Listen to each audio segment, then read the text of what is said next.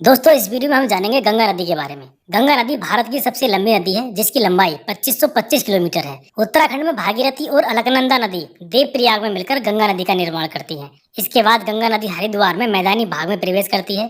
उत्तराखंड से निकलने के बाद उत्तर प्रदेश में अपना सबसे लंबा सफर तय करते हुए झारखंड और पश्चिम बंगाल से होते हुए बांग्लादेश में प्रवेश करती है। पश्चिम बंगाल में फरक्का नामक स्थान पर गंगा नदी दो भाग में डिवाइड हो जाती है। पश्चिम बंगाल वाले भाग को हुगली के नाम से जाना जाता है और बांग्लादेश में इसको पद्मा के नाम से जाना जाता है। इसके बाद ये बंगाल की खाड़ी में गिरते हुए पूरे विश्व का सबसे बड़ा डेल्टा सुंदरबन डेल्टा का निर्माण करती है। दोस्तों अब इसकी सहायक नदियों को देखते हैं। उत्तर से मिलती हैं रामगंगा, गोमती, घाघरा, गंडक और कोसी, और दक्षिण से मिलती हैं यमुना नदी, चंबल, सिंध, बेतवा और केन। ये चारों नदियां यमुना नदी में मिलती हैं और सोन नदी डायरेक्ट गंगा नदी में मिलती है। इसके बाद दामोदर नदी हुगली नदी में मिल जाती है। ब्रह्मपुत्र नदी का उद्गम तिब्बत में मानसरोवर झील के पास से चेमायुंगडुंगु ग्लेशियर से होता है। मानसरोवर झील के पास से दो नदियों का उद्गम और होता है, सतलुज नदी और सिंधु नदी। तिब्बत में ब्रह्मपुत्र नदी को सांगपो के नाम से जाना जाता है।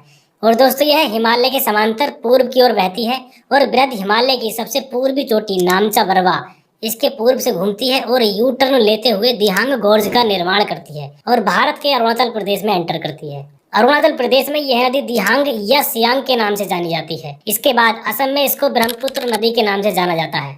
अरुणाचल प्रदेश और असम की सीमा पर इसकी सहायक नदी लोहित नदी इससे आकर मिलती है। दिबांग और लोहित नदी के अलावा बाएं ओर से मिलने वाली इसकी प्रमुख सहायक नदियां हैं धनसिरी और कोपली। और दोस्तों दाएं ओर से मिलने वाली ब्रह्मपुत्र नदी की प्रमुख सहायक नदियां हैं सुबनसिरी, कामेंग, मानस और तीस्ता। ब्रह्मपुत्र नदी असम के धुबरी से निकलकर बांग्लादेश में एंटर करती है। दोस्तों बांग्लादेश में ब्रह्मपुत्र नदी को जमुना के नाम से जाना जाता है। सिंधु नदी का उद्गम तिब्बत में मानसरोवर झील के पास बोखरचू ग्लेशियर से होता है। यहाँ से उत्तर पश्चिम की ओर प्रवाहित होते हुए भारत के केंद्र शासित प्रदेश लद्दाख में प्रवेश करती है और लद्दाख रेंज के दक्षिण में प्रवाहित होते हुए आगे बढ़ती है। आगे चलकर लद्दाख की राजधानी लेह इसी नदी के राइट साइड में बसा हुआ है, जो भारत का सबसे शुष्क स्थान है। यहाँ सिंधु नदी के दक्षिण में जास्कर रेंज है। लद्दाख पर्वत श्रेणी के उत्तर में सियोक नदी सिंधु नदी के समांतर बहते हुए गिलगित बाल्टिस्तान में जाकर सिंधु नदी से मिलती है, जहाँ पर लद्दाख रेंज भी समाप्त हो जाती है। फिर यह नदी कराकोरम रेंज के दक्षिण में प्रवाहित होते हुए आगे जाकर पाकिस्तान में प्रवेश करती है। पाकिस्तान में मिठानकोट के पास सिंधु की प्रमुख सहायक नदी चेनाब नदी आकर मिलती है। इसके बाद दक्षिण की ओर प्रवाहित होते हुए सिंधु नदी अरब सागर में अपना मुहाना बनाती है। नर्मदा नदी का उद्गम मध्य प्रदेश के अनूपपुर जिले में मैकाल पर्वत के अमरकंटक शिखर से होता है, जो उत्तर में विंध्य रेंज और सतपुड़ा रेंज के बीच एक दरार घाटी से पश्चिम की ओर प्रवाहित होते हुए खंबात की खाड़ी में मिल जाती है। और दोस्तों यह नदी भारत में पश्चिम दिशा में बहने वाली सबसे लंबी नदी होने के साथ मध्य प्रदेश की सबसे लंबी नदी भी है, जिसकी लंबाई 1312 किलोमीटर है। इसे मध्य प्रदेश की जीवन रेखा भी कहा जाता है। और यह नदी अमरकंटक के पास कपिल धारा वाटरफॉल और जबलपुर के पास धुआंधार वाटरफॉल बनाती है। दोस्तों इस नदी पर प्रमुख डैम की बात करें तो मध्य प्रदेश के खंडवा जिले में ओंकारेश्वर डैम स्थित है और गुजरात में प्रवेश करने के बाद इसी नदी पर सरदार सरोवर डैम स्थित है। और इसी डैम के पास नर्मदा नदी पर एक द्वीप है जिस पर भारत के पहले गृह मंत्री वल्लभ भाई पटेल का स्टेचू ऑफ यूनिटी बनाया गया है, जो पूरे विश्व का सबसे ऊंचा स्टेचू है, जिसकी ऊंचाई 182 मीटर। गोदावरी नदी महाराष्ट्र में नासिक के पास त्र्यंबकेश्वर से निकलती है और पूर्व की ओर तेलंगाना और आंध्र प्रदेश से प्रवाहित होते हुए बंगाल की खाड़ी में जाकर गिर जाती है। यह नदी दक्षिण भारत या प्रायद्वीपीय भारत की सबसे लंबी नदी है, जिसकी लंबाई 1465 किलोमीटर है और इसे दक्षिण गंगा या बृहद गंगा भी कहते हैं। दोस्तों वहीं बात करें इसकी प्रमुख सहायक नदियों की तो दक्षिण साइड से मंजीरा नदी मिलती है और उत्तर साइड से साबरी नदी, इंद्रावती नदी और प्राणहिता नदी मिलती है। दोस्तों वर्धा नदी और बेनगंगा नदी जब आपस में मिल जाती है तो इस नदी को प्राणहिता नदी के नाम से जाना जाता है। और दोस्तों छत्तीसगढ़ में बस्तर जिले में इंद्रावती नदी पर चित्रकूट वाटरफॉल स्थित है, जिसे भारत का न्यागरा भी कहा जाता है। नदी का उद्गम महाराष्ट्र में महाबलेश्वर से होता है। यहाँ से निकलने के बाद 4 राज्यों महाराष्ट्र, कर्नाटक, तेलंगाना और आंध्र प्रदेश से प्रवाहित होते हुए बंगाल की खाड़ी में अपना मुहाना बनाती है। मुहाने के पास ही इस नदी के किनारे पर प्रसिद्ध नगर विजयवाड़ा स्थित है। यह नदी गोदावरी नदी के बाद प्रायद्वीपीय भारत की दूसरी सबसे लंबी नदी है, जिसकी लंबाई 1400 किलोमीटर है। कृष्णा नदी की उत्तर से मिलने वाली प्रमुख सहायक नदियां हैं भीमा और मूसी।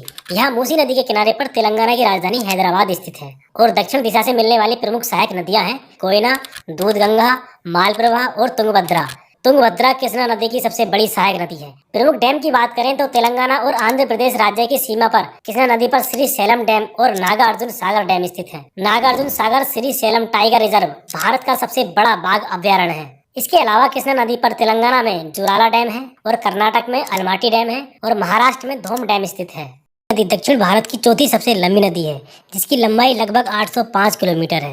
कावेरी नदी का उद्गम पश्चिमी घाट में कर्नाटक की ब्रह्मगिरी पहाड़ी से होता है और दोस्तों ये कर्नाटक और तमिलनाडु से होते हुए पौंडीचेरी के माध्यम से बंगाल की खाड़ी में अपना मुहाना बनाती है।